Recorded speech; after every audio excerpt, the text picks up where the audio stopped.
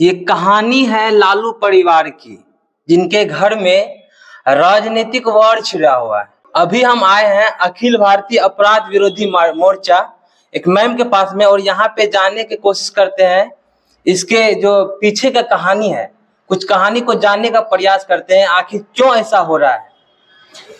Ma'am कैसे हैं आप? बहुत अच्छे हैं।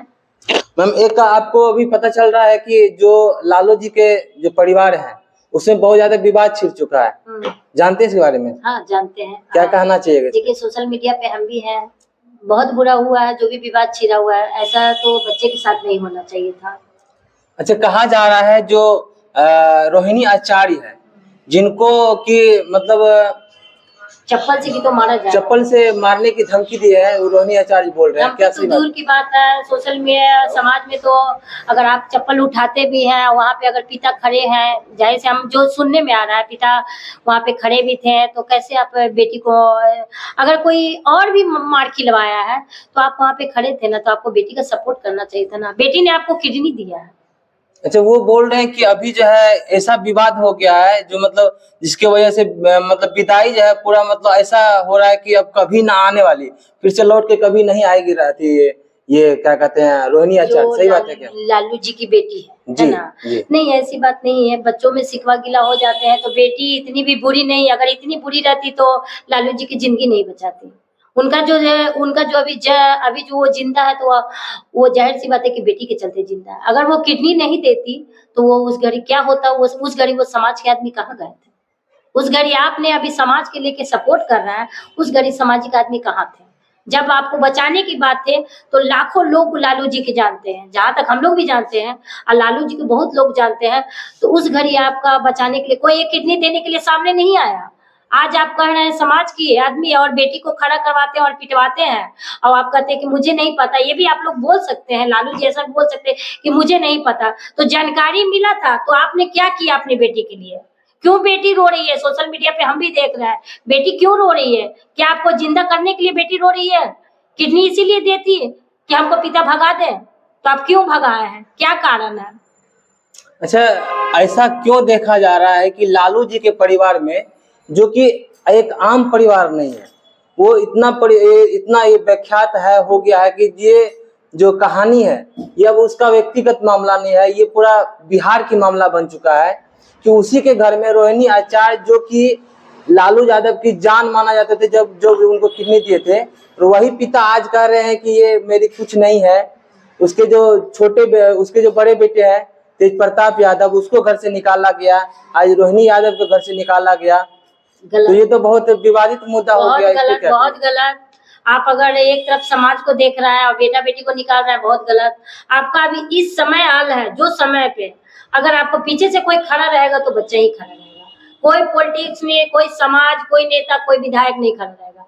अगर आपको लाठी की जरूरत रहेगा तो आपके बच्चे खड़े रहेंगे। अच्छा, क्या लगता है ये विवाद क्यों हो रहा है उसके घर में? इसके बारे में क्या कहिएगा? देखिए मुझे तो सुनने में आया कि जैसा टिकट उकट बेटी मांग रही थी और बेटे मांग रहे थे, जैसा मुझे जानकारी मिला है, उसके बारे में तो मुझे इतनी ही जानकारी है। बेटी अगर मांग रही थी तो आप दोनों को नहीं देते। क्या आप समाज में ये भी बात लोग कहता है कि आपने अपनी बेटी को टिकट दे दिया, बेटा को टिकट दे दिया, तो आप परसेंट ये भी तो कह सकते थे कि बेटी मुझे जन्म दी है। आप मरने के तौल पे थे, उस घड़ी बेटी आपको जन्म दी है। समझ लीजिए बेटी आपको आप मर जाते। आप इस घड़ी आप कह रहे हैं कि हमको समाज इस नजर से देखेगा कि बेटी को टिकट क्यों दिया है। उस घड़ी आपके समाज कहाँ थे? उस घड़ी भी आपको समाज को निकालना चाहिए था ना। इतने लोग थे, कोई तो एक किडनी दे सकता था, तो आज आप बेटी को एक टिकट नहीं दे सकते थे।